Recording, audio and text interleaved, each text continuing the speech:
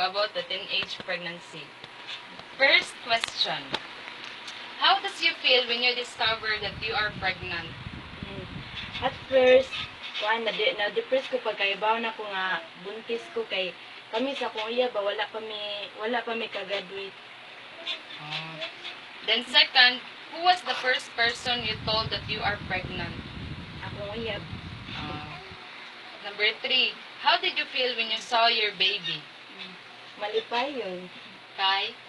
Kita na sa kong liwat. Bisag wa na liwat dud.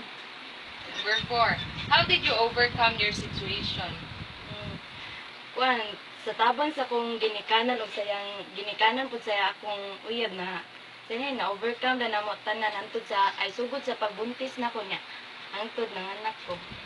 Number 5, do you have any plans to continue studying? Para kay baby o sa future. Thank you.